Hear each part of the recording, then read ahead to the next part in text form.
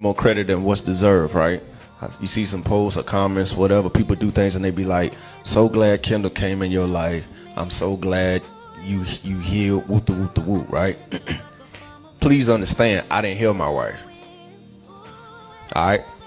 Just for those who are already in a situation and you've already crossed behind enemy lines and you're in love and you have these traumas, I didn't heal my wife.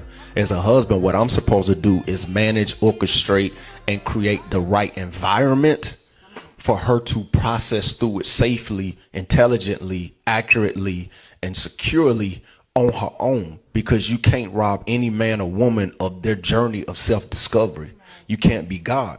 So I can't get that credit. Your man, your woman can't get that credit. But what I was responsible for was creating a safe environment so that she could hear from God, that she could find herself, that she could try new things, that she could take more control in a safe environment where I will protect her.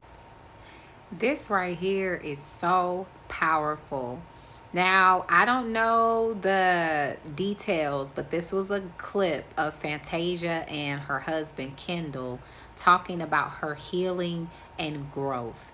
And I thought it was a phenomenal clip for me to use just to speak to the women and the men in these type of relationships and or situations, because we talk a lot about femininity, we discuss masculinity, but we're not really having detailed discussions for what femininity looks like or what masculinity looks like. So today this is a clip that reflects good masculine energy. See, a lot of times when it comes to women searching for a or an applicable mate, she will say something like, I want this person to have this intellect and experience because he needs to be able to teach me. Okay.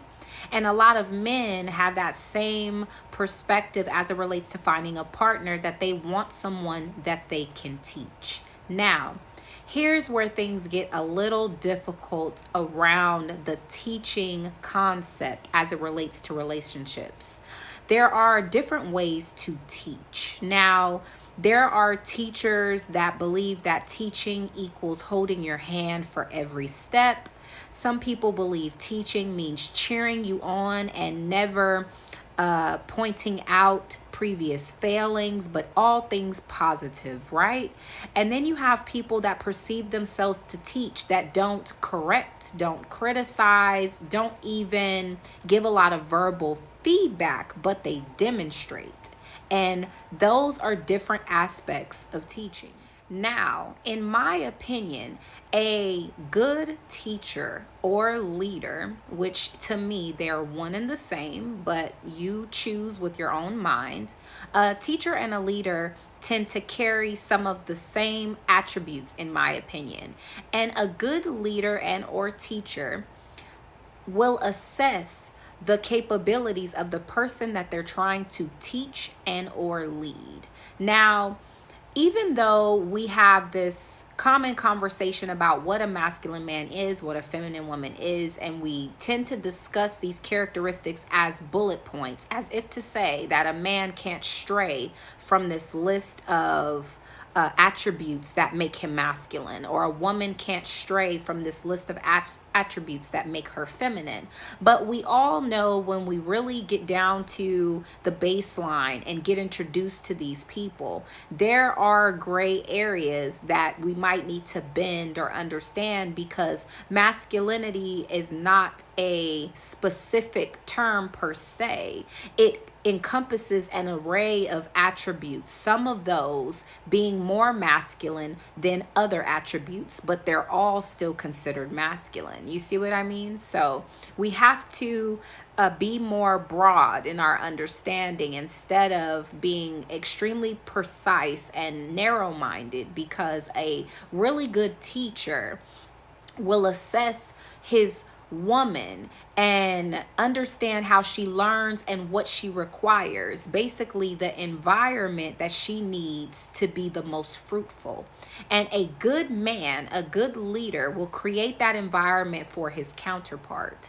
So you have shy women, you have ambitious women, you have insecure women, you have determined women. Even if these are not women that seek a career or they prioritize family, you will still get these variations within their personality traits. So there are women that do need you to hold their hand and teach them every last step in the way you want them to do it and demonstrate it for you while cheering you on as you figure it out.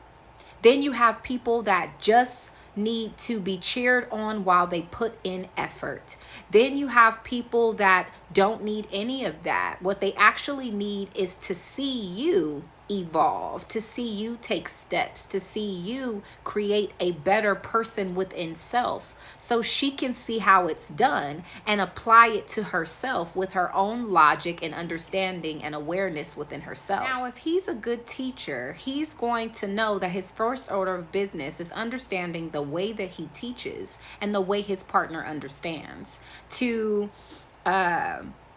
in a sense, customize a teaching program specifically for her that she may or may not be aware of. See, now, if you have a confident woman, a woman that is very, takes a lot of pride in herself as far as her abilities to accomplish and reach her goals of her own accord. So she's a person that likes to know she can reach her goals just from her own determination and energy.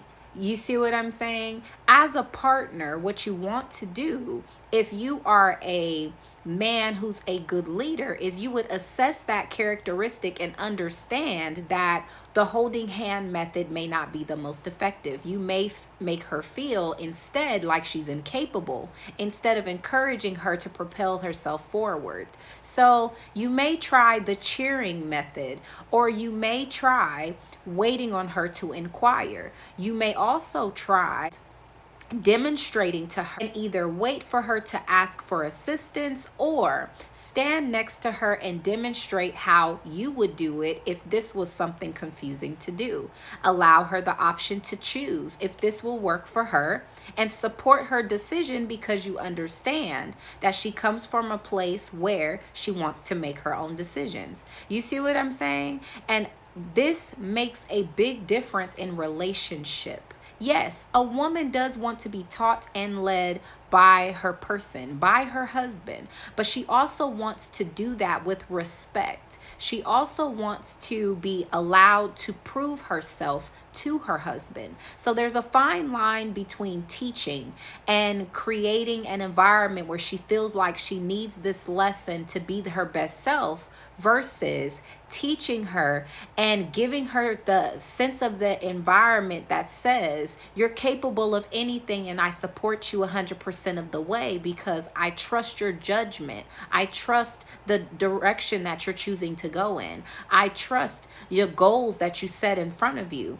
because I love who you are. Those are two different environments that breed two different outcomes. And in this circumstance with Fantasia, she had a man that understood she needed the environment that was carefully customized around her so she can do all that inner work that she needed. So this is a good combination situation right here. Kendall understood that Fantasia was a powerful person. She was seeking to heal and she was on her journey. And because she already was displaying attributes about herself that suggested that she didn't necessarily need much guidance, Kendall understood that and instead focused his agenda on building an environment for her so she can just focus on what she needs to do for herself. And to me, that reflects the qualities of a good leader. And it says that he he understands who she is. And because he understands who she is, he can also understand what she needs. And I think that this is, like I said, a big, big, big deal as it relates to relationships, because oftentimes, yes, the woman wants her man to lead, but she also wants to be respected in her own mind apart from him as well. So he has to be able to lead her and teach her and give a space that is open for her own mind and her own decision making abilities and her own confidence and goal setting and achievements. So for him to understand that she could get there on her own, she just needed somewhere where she felt safe, is a powerful thing to be able to identify and perceive within your partner. Because some partners don't need it and they feel belittled by it. Some partners feel that they are less capable because it's something that's consistently offered. And there are some people that genuinely believe in themselves and they know that they're capable and they can get there. All they need is just a little love and support. So to have a partner that understands down to the last detail what type of guidance and teachings you need and or require to support you getting where you need to go, the sky is the limit for a queen who has a king who understands. And I think that when we talk about traditional relationships and commitment and being the masculine, the protector and provider, we don't have enough conversation around this proportion of the dynamic, because a lot of women, in my opinion, are lacking this part of the equation, and that is why they're always trying to push him and get him to be something, because they want to see him in a place to guide in a way that they can feel growth and elevation. So if they don't feel that progression, it comes innately to a woman to think that something's wrong. So kings, this is not to be a criticism. This is more to really tell you where to focus your energy. If you find your wife to be maybe combative, if you find her to be naggy, if you find her to feel as though she's giving you energy as to not being happy with the progression of your relationship, have a detailed sit down with her and compare notes. See what her expectations are in relationship with you guys' union, as far as where you guys intend to go, what that looks like, and how she wants to feel included. Because women tend to really feed off of and excel well in environments that show progression, even if it's not a fast level of progression, like something new every year. We would at least like to say that where we are now is different from the year prior. And if we can at least keep that going, her hope is always intact. Her excitement is always intact. Her looking forward to the next big thing is always intact. And sometimes that can look like giving your partner something to do within the business, within the goal, within the vision. Because some of these partners don't necessarily have ambition that's propelling them in a particular direction. They are best served to be your helpmate entirely, which means pouring their energy into what you need to get done to reach a particular goal. And so a woman in that particular situation may appear to be dissatisfied in some shape, form, or fashion, but in reality, she just needs a task. She needs you to say, babe, I'm trying to do this. Can you help me with this? Just asking her to do those things makes her feel included, makes her feel like she knows what's going on, and makes her feel safe enough to focus on other things and not be so heavily focused on you and what you're capable of providing for her. These are the responses that you get from women who are displaying fear and not being aware of what is taking place and not knowing how to process what to expect or what the fallout would be. A woman in the space of the unknown is a very uncomfortable situation to be in, because she tends to tap into her worry energy. She tends to be very anxious, very worrisome, and that doesn't do anything for his peace. So understand who she is so you can understand what she needs. And if you don't know, just by understanding and watching her patterns, sit her down, have this conversation, because ultimately she loves you. She chose you for a reason. Unfortunately, a lot of women are not as good about being tactful in relaying the message to you. They tend to be very worrisome and anxious, and all they know how to do is get that to dissipate. They just want to not feel anxiety, to not feel worry. So responding to those emotions can look like they don't believe, like they don't feel safe, they don't trust you. And sometimes it is a little bit of that somewhere mixed in there, but ultimately they want to feel understood and they want to be safe. When a woman feels understood and safe, very little ruffles her feathers. When she is holding a magnifying glass to every little thing that occurs and micromanaging to a sense, she doesn't feel safe. All of these things are caters to her that something is wrong. So she is in a state of panic. And if you can understand that a simple adjustment in the environment she requires from you to make her feel safe, calm, and happy will eliminate a lot of the things that she tells you she's concerned about, when in reality, all of that is stemming from her worry.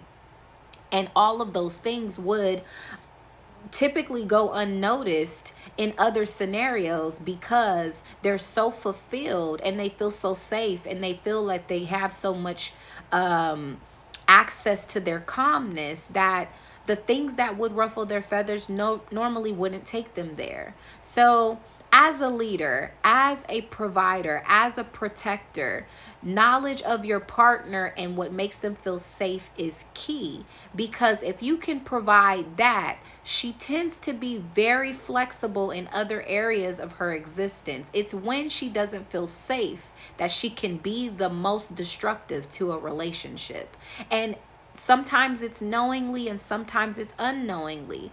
But if you can really assess your person, have good communication with your person, you can get right down to the baseline and understand exactly what she needs and develop consistency in that area. And I promise you, you will see her perform, and not just for herself, for you as well.